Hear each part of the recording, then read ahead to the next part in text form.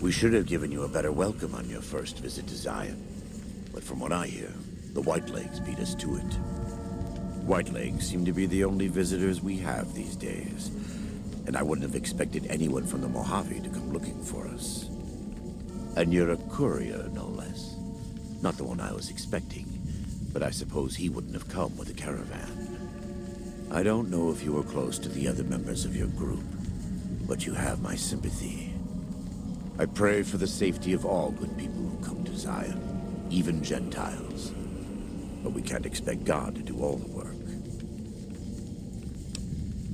The dead horses are capable scouts. Nothing passes into or out of Zion without my hearing of it.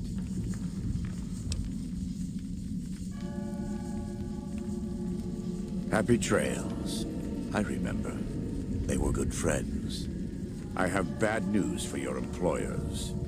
New Canaan was destroyed, its citizens scattered. All because of the Whitelegs. And Caesar, of course. The Whitelegs want to join the Legion. Caesar's rite of passage is the destruction of the New Canaanites, almost assuredly because of me. The good news is that we can help you find your way back. Daniel, one of the other New Canaanites, has made many maps of the region. The bad news is that we can't help you right now, not with everything that's going on.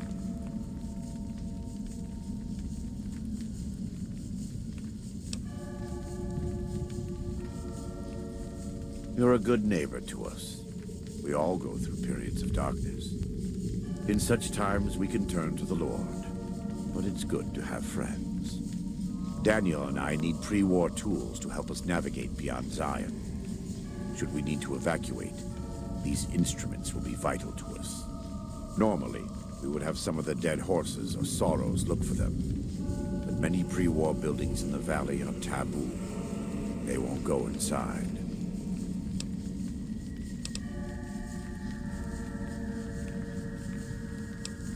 Thank you. Follows Chalk can help you find your way around the valley. He's inexperienced, but he knows enough of our language to ignore the taboos about pre-war buildings.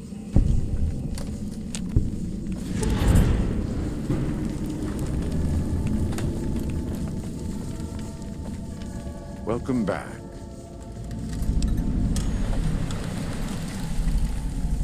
Caesar would never admit this openly, but he knows that I'm alive. I've killed enough of his frumentari and assassins that have come looking.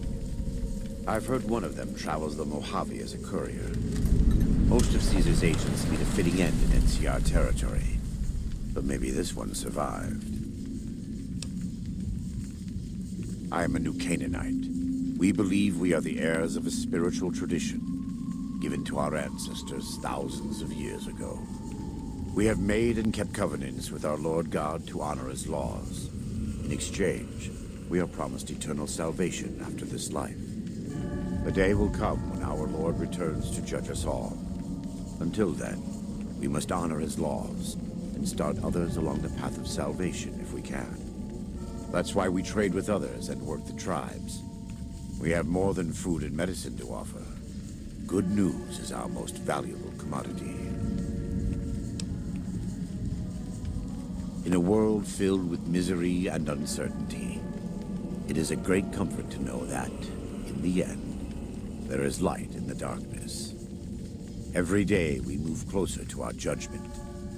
We must do our best to walk in the footsteps of our Lord and teach others how to do the same. For many of us, the road is a difficult one, but the path is always there for us to follow, no matter how many times we may fall. Every day. Some days are harder than others. It's not something I enjoy, but I pray to God that someone may learn from my mistakes. What would you like to know? You are kind to offer, but no, there's nothing you can do. We don't use chems, but I learned long ago that I'm immune to their effects. It never stops burning. My skin. Every day I have to unwind the bandages and replace them with fresh ones. Exposing my body to the air is like living through it again. But it's better to be clean than comfortable.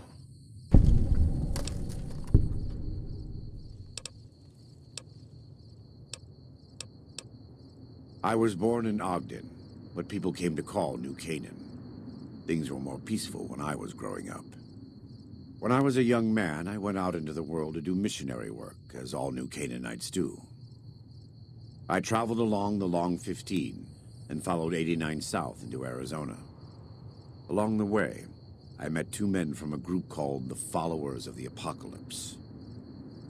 Edward Sallow and Bill Calhoun. They came to teach the tribes.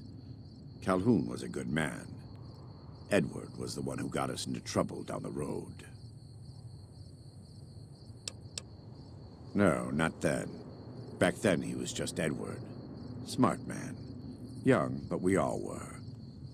We thought we could hike into the Grand Canyon and talk to Blackfoots. We did. And the Blackfoots were friendly enough at first. But eventually...